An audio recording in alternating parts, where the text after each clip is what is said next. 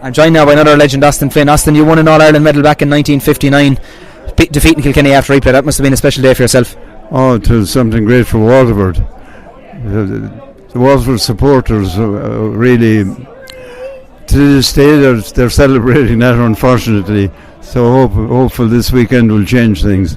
Please God. And the game obviously has moved on since your time, even the whole training regime and everything, hasn't it? There's no comparison between the hurlers of today. They're much more skillful, fitter, and more intelligent. There's more thought going into the game than in our time. So I marvel at their fitness. Certainly, it's a joy to behold, and they've had a great journey so far, Austin, this year. Disappointing start against Cork in a poor league campaign, but they've really bounced back since then. Yes, they're a great bunch of fellas, and the sideline team are excellent. Derek McGrath has put a great team together on the sideline, and they're all part of the fellas out in the field. So I have great confidence in them anyway of doing the trick on Sunday. It will be a tough match against Galway. They talk about they're very physically very big, but what really counts is how big you are inside, and I think our Waterford fellas have that little bit extra inside them than Galway for Sunday. They seem to be a very united group, Austin. There's a great mixture of even clubs. I know probably back in your day there wasn't the same representation, but rural clubs getting a chance to express themselves on the inter-county stage. Yeah, well, I think that goes back, strange to say, to 1992 when Waterford won the under-21, and after that Peter Power started going into the schools, so he was introducing hurling to the country areas who never had a team. So that has rubbed off down through the years. It has produced great hurlers, Paul Flynn from that down up to now, and so some of the credit must go to the Peter Power for starting something, because he introduced to the parents in the country areas. They encouraged their young fellas to play hurling and football. And what was it like? What's it like looking forward to an All-Ireland final from your own playing days? And now it must be an exciting kind of build-up.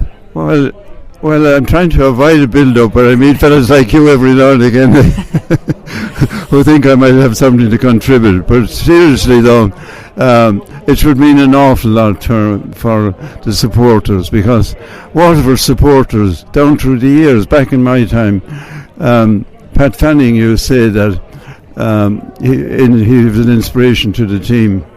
He became president of the GA afterwards, but he had a dream in 1957 which led to the Ireland in 1959. But he always said that Cork had their tradition, and Tipperary had their tradition, Kilkenny had their tradition, but it's easy to have the tradition if you're winning, but it takes something special to get up off that ground after being beaten and gather yourself up and get ready for another goal the following year at the big guns. Certainly is. And Waterford have shown this year, having beaten Kilkenny and Cork in knockout championship has been a massive boost. That's what I'm saying, is they've stepping stones have been falling into place, and I'm confident in the team. I wish them well, and all the fellas of my era, you must remember what they were waiting for 58 years. So that's going to be fixed up next week, please God. Please God. What do you see kind of the key areas, or what do we kind of have to do to beat that Galway team, because they're going to present a big physical challenge? Yeah, well, they'll have a big physical channel, but the size really depends what's inside you. So some of our fellas are a bit condensed, that's all. They're not that small at all.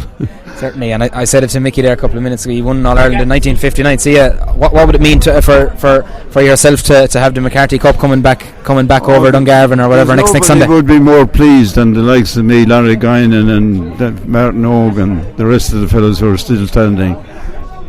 To me, more to us than it does to a lot of other people, because we're sliding so far. We thought a lot of us might make it. So please God, we got this far anyway, and we'll enjoy it next week, please God, here again.